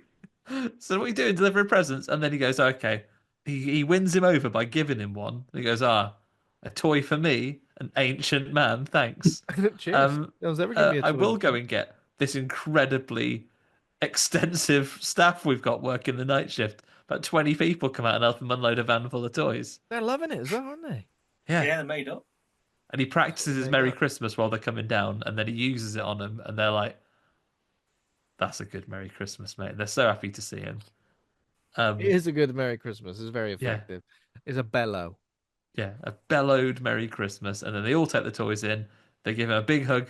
One of the nurses gives him a little kiss on the cheek. What a nice I time! forgot about that. When does he do this? Because he recreates the little. That's when he goes round to his co-worker's house, and his kids see him before he yeah. murders their dad. Yeah. murders their dad in complete silence next to a sleeping It was a dog. wrong one though, because he also could have spent time with his family. He's mugging them off as well, and they should be cheering him on. So he gets like dragged into like a random Christmas party as well, doesn't he? Yeah, like, he's just on the like- street. He drives past like the local like working men's club, and there's a big Christmas knees up down there. Not a messy affair, that thing, because that one, unlike the works Christmas party where there was glasses smashing and aggro and someone like stumbling into the table with the punch bowl in it. Everyone there is just having a lovely time. Some blokes come out and say, "Oh no, we've caught you, Sandy. You've got to come in." The kids are brought out of nowhere. Just I'll usher the kids in. We've been leaving them in the other room. And at this point, it must be like 2 a.m. What time is it at this point? Yeah, Yeah. But they're all ready for it as well. And as soon as he walks in, the party's on. I go to this party. This looks so good. It does. It really throws you off as well because you think so. You've waited over half the movie to see your first kill, Hmm. and you're like, okay, we're getting into it now. He's lost it, and then there's just a load of wholesome things happen straight afterwards. like delivering presents up to the hospital and then going to this hot party and just being the life and soul of the party. Yeah, Yeah. such a good time. Like a lady just brings him a glass of punch because, this will warm you up. And then he's dancing around. It only takes a slight turn when he gives the kids like a terrifying speech before he leaves. He's like, Oh right, yeah. I better go. What does he say? But What does he remember, say? kids, before I hit the old dusty trail, be good, listen to your mum and dad, obey your teachers, and if you do, I'll make sure you get absolutely banging presents. But if you don't, then you're gonna get something horrible. Is that what he says? You're gonna get something absolutely horrible. But then Dittery does a big laugh at him and goes, "Oh, he's joking. It's all right." There's one woman who's like, Is this weird? We just let a stranger into the party. Yeah, what a time, eh? But this is when he goes, well, that's enough good times. I'm gonna break into someone's house. Break into Frank's house. and what I love is Frank's house is that the break-in is it's about a 5-10 minute break-in, right? Because he tries the chimney, stuck. This is embarrassing.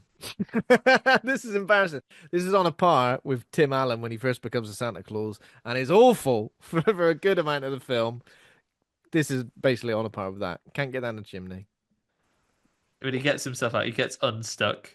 He has to he like, does some big breathing out to thin his. It's so stupid. He It's blows so up a balloon stupid. so he can get the air out. Right. Surely, even if you're fully, I guess he is fully in the role of Santa Claus at this point, because surely you'd think there's got to be a good 4 or 5 other ways to get into the house. Walk I mean, through the front door like he leaves. I never grew up with a chimney. Did you guys ever have a chimney in your childhood home? No. You did? Was that the way your parents told you that Santa Claus? Is that the way that you were told that Santa got in the house through the chimney? Or Well, I know we couldn't get down there because it had pots on top of it. You wouldn't be able to get through them. Yeah, maybe you should move the pots. This is a big question last week. So, how did you two assume that Santa got into your house? I was led to believe he could turn into a magical dust, like an Alex Mack. But Magic key. Yeah, it's like an apparition kind of just appears. yeah, Yeah. Oh, like an apparition. Oh, jeez. Like suddenly he's in your house. Yeah. Boom. Yeah. Didn't Like, it's just magic, isn't it? You can you can find a get way. in any way That's he the likes. answer you need. I'm going to make the same joke I made last week, Andy, which is I thought he had a magic key. I thought he like worked at Timpson's during the day, Yeah. and all year round, making the keys. Who's that famous scienceman? Nigel deGrasse Tyson, is that his name? Neil deGrasse Tyson. Neil deGrasse Tyson, not What you've done Nigel. is- Sorry, Neil. You've got him mistaken with a horrible, right-wing politician. Oh no, sorry, Neil. He worked out, and I think he tweeted about it this week. He said that if Santa really was visiting all the kids and every house, he'd have to do 25,000 houses a second, which is a bit mad, isn't it? Or Neil Not possible. be able to stop time. Then he can take all Well, the like time he Bernard. wants. Yeah, Like Bernard. he's got a Bernard's watch. That's all he needs. To be fair, the first comment I saw on the tweet was someone saying to him, "Your mum visits 25,000 houses Oh no! a second." Honestly, He's gonna get You've walked it. into that one, Neil. I'm ever so sorry. and you know what? I rarely use a like tweet button. You know, I'm very frugal with it, but I like that tweet. It was a good one. Got him. Yeah. So he can't get in through the chimney, but then what does he try? Just goes through a door into the Conventional methods. Yeah. yeah. Just a conventional there's like method of there's like breaking a in. basement window, There is. and he goes in. Tell you what, he's a yeah. clumsy old Santa. He like kicks over something as soon as he walks into the living room. Yeah. Oh dear. And the kids obviously see him in the living room as well. Does he leave? Is he leaving gifts? Is that Yeah, what he's doing? he's leaving gifts for the kids because they're not bad. Yeah. Folks don't wake up though, do they? Kill the dad, kicks- though. he knocks something over, but the folks don't wake up. I seem to remember. Yeah, he goes in to see the dad, and then he does wake him up. He goes, "Here." What does he say to him before he's like, "Right, I'm going to smother you to death"? Yeah. What does he say to him? I mean, it's really weird because obviously Frank wakes up and looks up at him and sort of goes, "Harry." It's a weird. I feel like in that moment, you know, when you wake up, like being able to identify someone in front of you who's heavily Dressed fully in a disguise, Santa. who's heavy. I mean, that's good going at night. And he does a weird sort of like kind of smother that he can't fully, you know, do while the wife remains sleeping. Remains asleep. It's like a smother with a bag of toys, which really, by its very nature, there's too many angles. Do you know what I mean? Have a Yeah, sharp too many corners on corners in that bag. Yeah. There's too many corners in that bag. You're not getting smothered. You're just getting like corners pushed into your eyes. Yeah. so And so then I he's think, being smothered by that bag, and then while it's not working, there's a risk that wife's going to wake up any time. It's like, oh, I hope for goodness gracious sake that their Christmas tree topper that they have in their bedroom is razor fucking sharp. oh, Jesus, yeah. This did remind me a little bit of, and I wonder if there was any inspiration of it taken from Terrifier 3, because it was kind of similar the Yeah. way Art went into the house, the kids saw him, and then he kills the dad next to the wife, in like obviously in a completely different way, bludgeons with an axe, but the wife doesn't wake up, and I kind of like felt like they were similar. I think David Thorne has taken like a little bit of the like the creep, yeah, the creeping antics of like because he creeps very similarly. Very similar creeping. I think I've got their Yeah. name wrong there. I think David Thorne is the guy that sends hilarious nuisance emails to people. David Thornton. David Thornton. David Howard Thornton. David That's Howard right. Thornton. You were That's close. what it is. You were close. Yeah, there were definitely some similarities with that, so that was interesting. So yeah, he then eventually like takes the bag off him and he sits up and he goes, "Ha, cop Christmas star across the throat, dead." Yeah, she like a silent scream, which is Yeah, two silent screams, I think. two silent screams. Yeah. Takes a big breath, and you think, "Oh, here comes the real one." Another Nothing. silent scream. Well, and she does start screaming when he leaves and gets in his van. It is kind of like when he does leave, he is kind of like this bumbling, kind of like, "Oh no, what have I done?" Sort of, sort of killer. And I guess that's what makes it stand. It isn't a slasher essentially because there's no like cold, calculated nature to him at all. No, he There's escapes no and just evil. has asleep in his van, doesn't he? Yeah, was everybody else kind of like a little bit? I was quite surprised that it spilled over into another day. I kind of thought everything would kind of happen this night. Yeah, he got some rest, didn't he, really? And I don't know why he didn't just go home. I think that and Yeah. the van is not very like, it's got a massive kind of sleigh painted on the side of it. So you think the murder number one's happened. You Yeah. speak to the police and you say, like, there's a white van with a Santa in it. It's decorated like this. He's love caught it. within the hour, surely. I love how they go, "We're interrupting this child's film to bring you details of how 3 people were murdered last night." We're Yeah. gonna tell you. And I'll say, even though all the children are watching it, if you see anyone dressed as Santa, you just stay away, right? Because he's a horrible murderer and he's going to get you. And meanwhile, across the country, people who are still inexplicably dressed as Santa on Christmas morning, after you would have thought the children were not required to be, have all been rounded up and are being put through an identity parade. All different shapes and sizes of Santa as well. Just like Yeah. Some of them are pissed as well. Yeah, some of them do look. I bet they're all pissed. There's a One of them 6'5" says, Santa. "Oh, you got to let me go. I've got a toy store to run." I've got a That's what toy he store. says. Yeah, so I've got a bloody toy store to run, and then there's the one. What's the other guy said? The one black guy who is Santa, who is like, come on. Oh, really? Yeah. I don't remember. Yeah, there was. So yeah, The Harry... police obviously super sympathetic, and they're pointed out to all the people. Like isn't the widow there in the police station, and the police detective's like, you know what he's doing? But he's making a list, checking it twice, gonna find out he's naughty and nice. No, I know he mugged his wife off by going to the pub, but she doesn't know that, and he did just get his throat cut and bleed out on top of her. Maybe This go a isn't time little for bit jokes. easy, More sense to it. Constable. I like the way he says to the Santa in the lineup. He says, "Say Merry Christmas," and he goes, "Merry Christmas," and he goes, "No, put a bit of life into it." He's like, "Oh, Yeah. oh, oh." I don't think you get into character in that moment. Quite traumatizing, I think.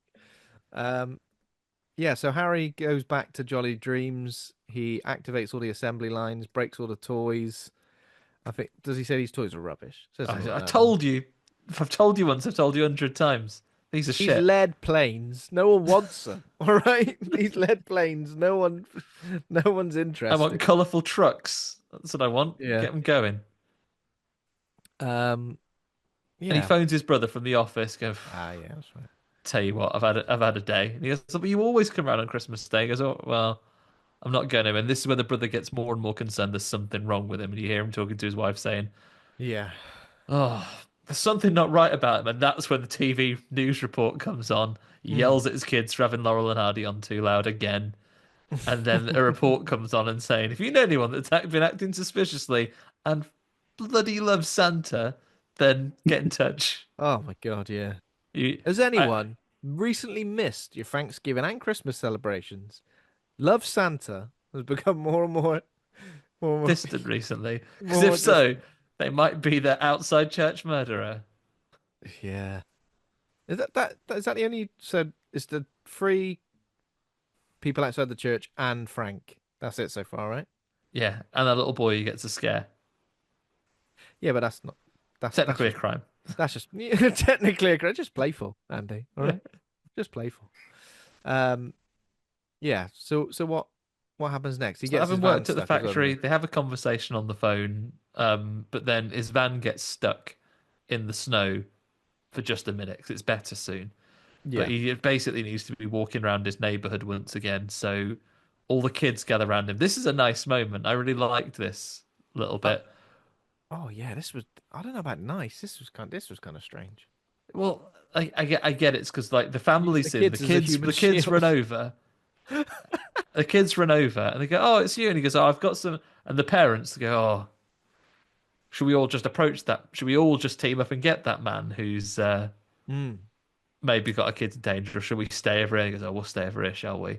But they go, "Oi, come back here," and the kids gather around them. He's giving them some more toys. One of the blokes goes, "Oh, I know, I'll fix this." Switchblade literally gets his Switchblade, and you then yeah. get disarmed by a tiny child. I thought she was And the going to kid with knife no him. loyalty straight to Santa. You're no Yeah. loyalty at all. I've been your dad your whole life. And you just met Santa, and you're already switching allegiances. How dare you? Disloyal motherfuckers like disarms him. His old man did Disarms him. pull a knife on Santa though. Yeah. Yeah.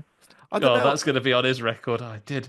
Remember that? Like years later, that's going to be what your kid brings up in therapy. Yeah, Dad, I'm cutting you out of my life. Why? Remember that time? She could be the sequel. Like her founding memories. That time your dad pulled a knife on Santa. I remember that. Yeah, yeah. Great times. I was a bit like, is he using the kids as like a human shield at this point? Because, yeah, he's a bit mad when like the mob coming after him is such a like cliche, like torch bearing mob, Oh yeah, I mean, isn't it? bearing in mind, like the one thing he wasn't expecting, so he was worried about the man with the knife, but he didn't think to get another of the kids to disarm that brooch off that lady. Oh yeah, she was She's really, got that palm ready to poke him in the cheek she was with. really faffing with it for ages, wasn't Yeah, she? she's like, "What are you doing?" He goes, "Ah, broached." Oh my God.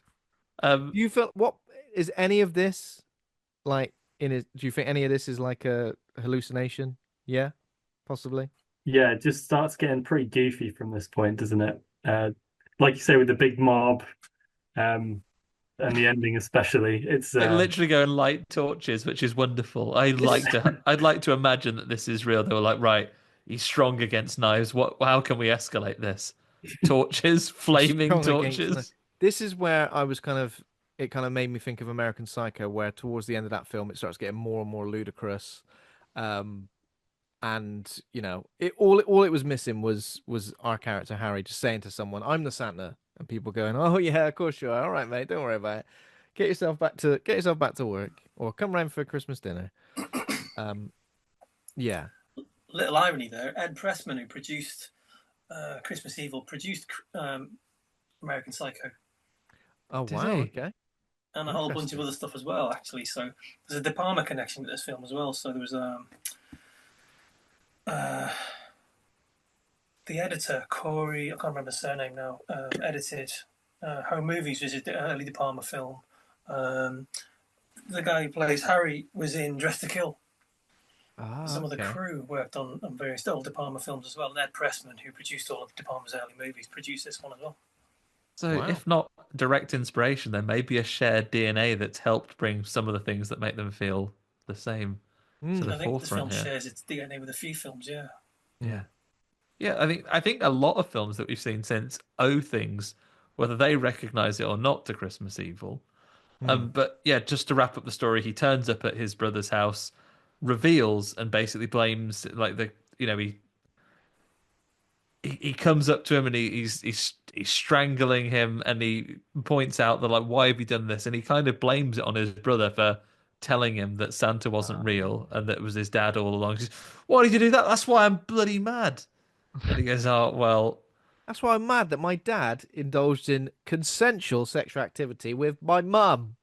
yeah. But I was quite happy to think it was Santa Claus, but now that could have been what she wanted for Christmas. But the brother, like, rightly so, is pretty angry that he blames his entire unraveling on something that he had said when he was 6. Hmm. Breaks his promise to his wife though, so he's not the good guy in this situation necessarily. Two wrongs don't make a right. Breaks his promise to his wife by strangling Harry unconscious. Did you know Um, there was a bit when they were chasing after him, he sort of like fell over some snow, and the snow looked like it was just one big sheet, one big duvet of snow. He like took it with him, and I was wondering about this, and I did look. Apparently, all the fake snow was cut up pieces of plastic bags blown Yeah, around because by a fan. Apparently, ah, it all moved at the same time at one point during it that scene, did. didn't Yeah, The it? that's whole what, He that's what I landed in meant. it and Yeah, all the snow moved. it was like one big piece of snow just went. I'd have thought, was that one this? snow, please. Can I have one snow, please? Yeah. Um, yeah, his brother strangles him unconscious and then goes to. Where do you reckon he was taking him? Was he going to turn him into the police? Was he going to? Because tells his wife he's going to deal with it to trust him. Does he think he's killed him at that point? Because I I was, thought I thought he thought he killed him as well, and he was just Yeah. basically taking the body out because he was panicking. Yeah. Ah, okay, but fortunately, he's not dead. He punches his brother out and escapes in the van. I loved this ending moment. I thought it was. I think it's really clever. It's really Yeah, good. it's absolutely surreal, though, isn't it? Yeah. it made me just question the last kind of half an hour of the film and what was real. I was like, Yeah. oh, okay. Or maybe this was real, you know? Maybe the spirit of Christmas he'd fully embraced Maybe you it. get maybe in some explanations of the film he has been Santa Claus and he really does fly off to the North Pole now. He's been In Santa a Claus this transit whole van. time. Yeah, In a transit van. yeah. And Um, earlier on we've seen him shout like as if he's shouting to his reindeers, dash away, dash away all. And then we see him sort of go over a precipice, Thelma and Louise style, into oblivion. And then we end up with, the ending lines from the poem, A Visit from St. Nicholas, Night Before Christmas.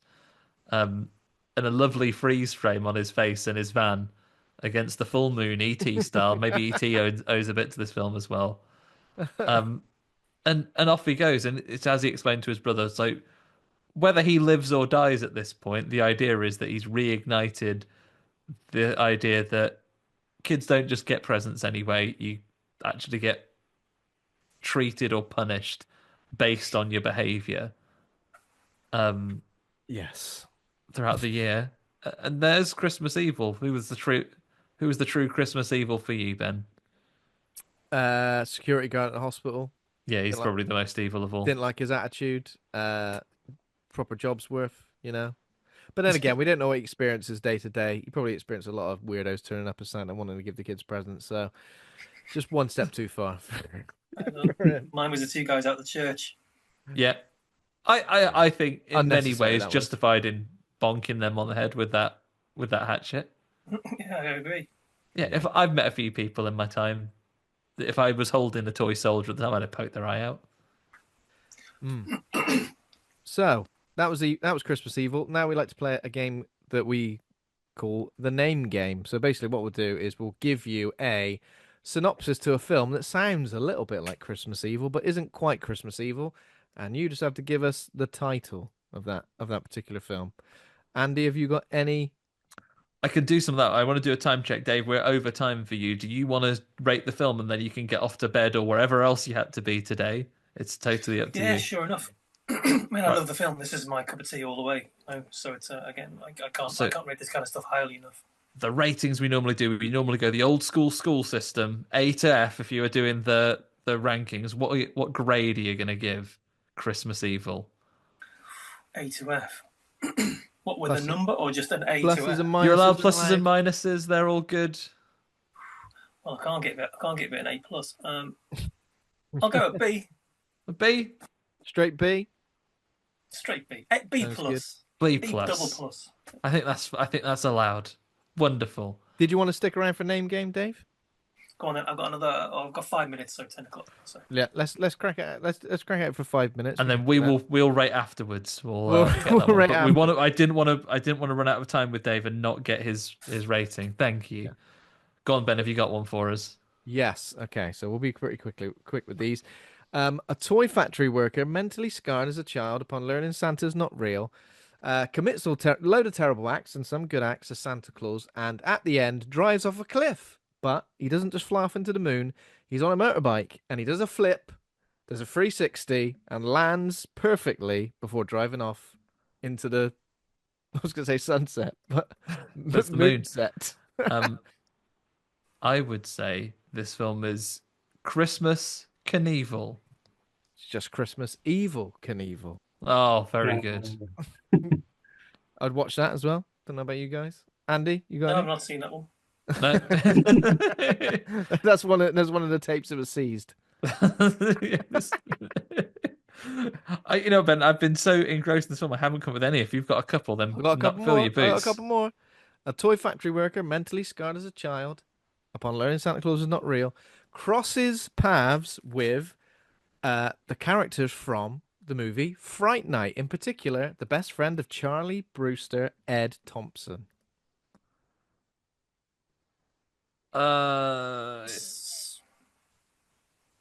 What's his name in this now? It's going to torture me if I can't think of it. Is it just Christmas Evil Ed? Correct. Christmas Yes. Evil Ed. You're right. And off the back of that, a toy factory worker, mentally scarred as a child upon learning Santa Claus is not real, teams up with Ash to take on the Deadites. I'm going to pause. I feel also because I broke the format a little bit. Did he make it expressly clear, Ben, to everyone else that these films don't exist, guys? He's Yeah, just these doing films- some wordplay. These films don't exist. Yeah. Oh, I didn't know that at all. I've been trying to actually think of. I've been thinking of real films. I That just is can't tell if entirely Dave's my being fault. sarcastic or not at all. I just cannot tell. Do you know what this one is, Andy? Or anyone? I'd assume it was going to be Christmas Evil Dead. Evil Dead. Yeah. Christmas Evil Dead. Again, I'd love to see a team up of two very different characters. It'd be like an original Odd Couple scenario. One guy, one guy who's clearly very, very disturbed, and then Ash. Yeah, he's pretty Yeah. disturbed as well. I mean, I would say that, to be honest, most of the Deadites, based on the things they get up to, naughty list. Also, negative hygiene. Negative hygiene. Okay. Should we rate the movie? Dave, you already given it a B. Josh, B plus. Where do you want to give it? I think that's where it sits for me as well. To be fair, I'd say like a solid B plus. Yeah, I'm happy with that. Go with Dave. Wonderful. How about you, Ben? I'm gonna go for a B minus because it was I definitely enjoyed it. It was definitely one of those films that I found is going to be good to unpack. As it was a first viewing for me, it's going to be good to unpack over time and try and work out. And again, talking about it with everybody makes it more enjoyable for me. But yeah, I think I was kind of expecting a traditional kind of video nasty slasher in a way, and when we didn't get that, it was kind of a nice surprise. But yeah, just a B minus for me. Gonna What'd you meet go for? in the middle. I'm gonna go for a B. I really enjoyed this as a first watch. I think I'm gonna enjoy watching it again. I genuinely think it's going to make it onto my Christmas rotation to watch it in the future as well. Like, it isn't a traditional slasher movie, but I think it's got a lot of interesting things in play, and also genuinely, don't want to get too political here, everybody, but I think a lot of relevant stories in 2024 as there were in 1980 when you're looking at the justification for some of these violent acts or these unstable acts that this man takes and the pressures that people are put under, and we get to really reflect what the true Christmas evil is, and I think that's very interesting, and I like it a lot. I think deserves a lot more people to have seen it. If you've listened to this, I know we've gone full spoilers on the story, but if you haven't watched this already and us discussing hasn't convinced you, go watch it. I think there's a lot to be. I think there's a lot to be got from this. Mm. Yeah, It's a absolutely. rewarding film. Mm. Yeah. Brilliant. Well, thank you for joining us, Josh. Thanks for joining us, Dave. Where can Thank our you. listeners keep up to speed with all things Dead Northern? Yeah, you can follow us on socials. We're on Facebook and Instagram at Dead Northern, and you can go online and go to our website www.deadnorthern.co.uk. That's got all our events, news, and kind of everything that's happening over the years. Yeah, it's probably your best place to go. Yeah.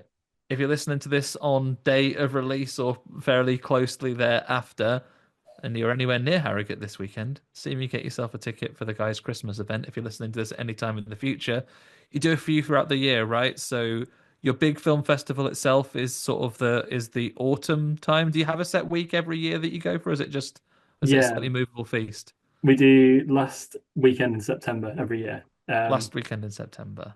And we're also doing a Valentine's event, which we do every year. So hopefully doing something a bit different for that this year, which we'll hopefully be releasing some details about soon. And then yeah, more pop-ups like what we're doing this weekend. Yeah. I love that you guys kind of mix not only films but also like a social element to it as well. Really love the work. So if you're anywhere, if Harrogate is within your reach, Spotify Wrapped Up tells us that most of our listeners come from the UK, so you're not too far away. Get yourself over, see if an event that you can make it to. Perhaps we'll see you there. Yeah. We'll put Hopefully the so. links to everything you mentioned there in our show notes, as well as a ticket link for the event we've discussed. Yeah, so thank you both for joining us. Thanks to everybody for listening. If you enjoyed the show, become a patron over at patreon.com/horror hangout. Thanks to Taj Easton for our theme music. Thanks to Acast for hosting the show.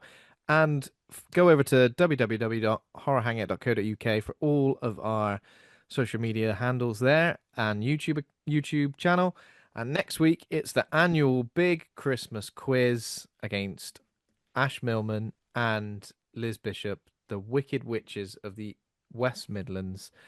Looking forward to that and feeling nice and competitive already, Andy.